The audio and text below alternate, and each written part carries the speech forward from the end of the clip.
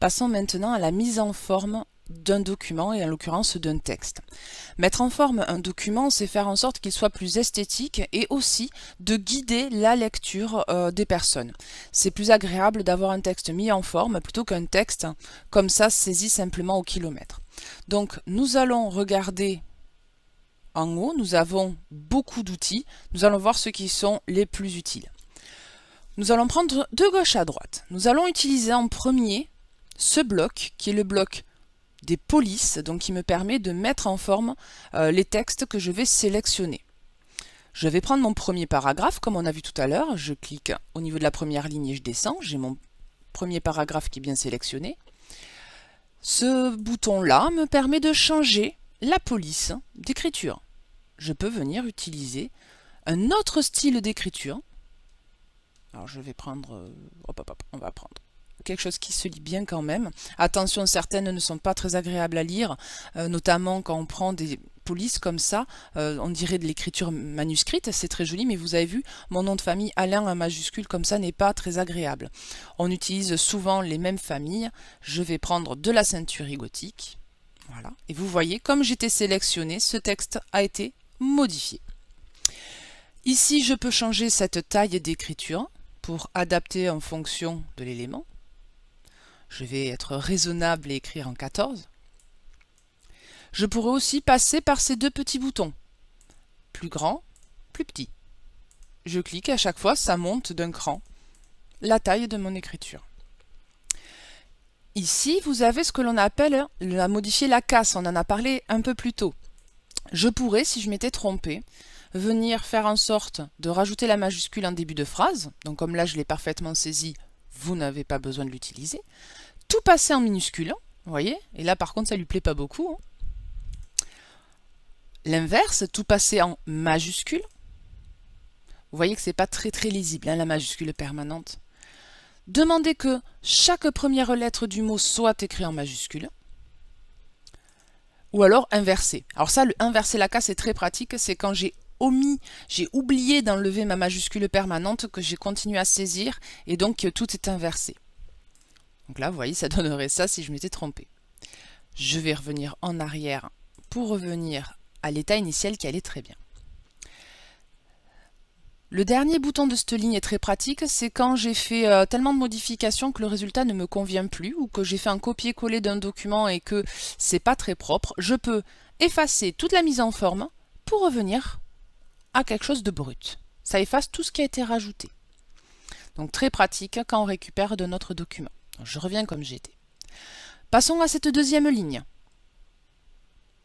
Le gras qui écrit plus gros. Très utile quand je veux mettre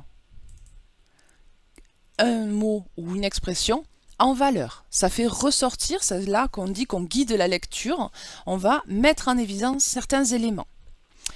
Au contraire, ce qui permet de mettre légèrement en retrait, je prends fin de la ligne, tac, c'est l'italique qui penche légèrement l'écriture. Troisième élément que l'on utilise beaucoup, le souligner, comme son nom l'indique, qui permet de souligner un texte. Quelque chose que l'on ne veut plus, ou signaler quelque chose qu'on ne veut plus, on a le barré. On a après deux options, l'option indice et l'option exposant. Alors l'exposant, c'est comme ça que l'on a par exemple, si je n'avais pas écrit quatrième comme ça, mais que je l'avais écrit, hop hop, on va garder mon EME, j'écris comme ça, et je veux que le et accent grave MEE s'écrive en haut. C'est ce que l'on appelle passer en exposant. Pour mettre quelque chose très en évidence, tel un titre, je vais en mettre un. Donc vous voyez, je rajoute du texte et je veux que ce soit un nouveau paragraphe. Hop, je fais entrer pour le séparer du reste. Je sélectionne mon élément. Vous avez des styles préparamétrés qui permettent de mettre en valeur un texte directement. Donc je peux le mettre plus grand. C'est des effets donc prédéfinis. À utiliser pour les titres, ça permet d'obtenir quelque chose de bien visible sans faire passer 2 heures à faire plein de modifications. Allez, admettons, je prends celui-là. Un élément également à mettre en valeur, je peux sélectionner mon texte et mettre un petit coup de fluo. Tac. Exactement comme on le ferait sur un papier avec un vrai fluo comme on a l'habitude de les utiliser. Donc voilà tout ce que l'on a de base là. Maintenant, vous avez vu là ça s'est mis en bleu. Je peux mettre moi-même du texte en couleur. Je sélectionne mon texte comme d'habitude et je choisis la couleur que je veux. Donc voilà les éléments de base qui permettent de mettre en valeur les textes. Donc des effets, du gras, de l'italique, du souligné, du fluo, etc., etc. Passons au deuxième élément qu'il y a ici, le bloc des paragraphes. Le bloc des paragraphes, on l'utilise notamment pour les alignements. Alors les alignements, on les a là. Il existe 4 types d'alignements pour du texte. Par défaut, lorsque l'on saisit, on a un alignement gauche. Comme vous voyez, mon texte est bien collé sur le côté gauche de ma page. Quelque chose que je veux mettre au milieu, je le sélectionne et je viens le centrer. Deuxième bouton. Je pourrais également aligner sur la droite. Et vous voyez, là par contre, je prends le premier paragraphe, il n'y a rien qui est aligné à droite. Tout est un peu découpé en fonction du texte. Ce qui est assez agréable, c'est de sélectionner le texte et d'utiliser le dernier, justifier. Justifier, vous voyez, c'est le fait d'aligner parfaitement à gauche et à droite mon texte. Si je prends la suite de mon texte et que je le justifie, vous voyez que ça arrive parfaitement sur la droite de ma ligne. Donc ça permet de mettre le texte classique de façon plus propre. Nous continuons. Quand j'ai peu de texte, je peux l'aérer très facilement. Je peux l'aérer ici avec l'espacement. Vous voyez, je vais passer, vous allez voir. C'est ce qu'on appelle l'interligne. Je peux demander que le logiciel mette un peu plus d'espace entre chacune de mes lignes. Ça me permet comme ça de prendre un petit peu plus de place dans le texte et surtout dans ma page pour faire quelque chose d'harmonieux.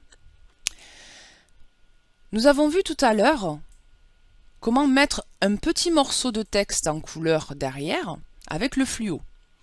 Je peux également faire pareil sur toute une ligne. Allez, on va prendre mon 5e paragraphe avec mon petit pot de peinture. C'est ce que l'on appelle la trame de fond. Je vais pouvoir, vous voyez, juste en passant dessus, mettre une couleur sur l'intégralité de la ligne. Pas uniquement sur les mots, mais sur l'intégralité de la ligne de mon document.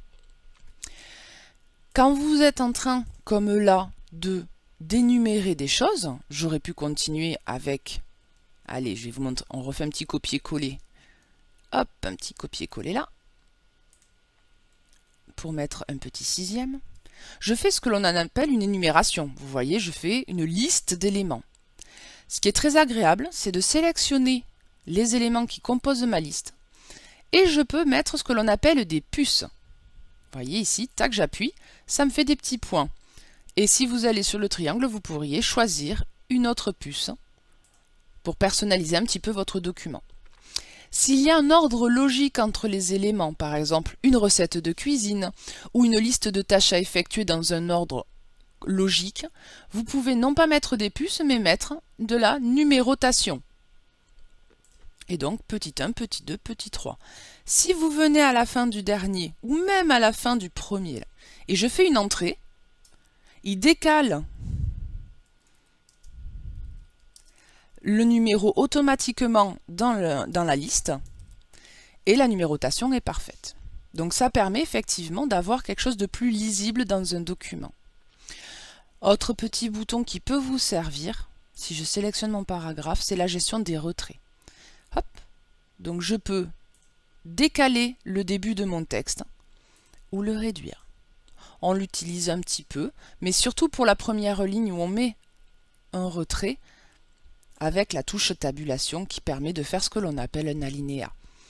Mais ce n'est pas primordial. Ce qui est primordial, c'est que dans cette partie-là, vous reteniez bien la partie des polices, taille, gras, italique et souligné, comment je mets de la couleur, comment je peux aligner mon texte convenablement, faire des puces, des numéros et rajouter de la couleur. Donc voilà comment on met en forme un document. Vous n'allez pas tarder à pouvoir appliquer.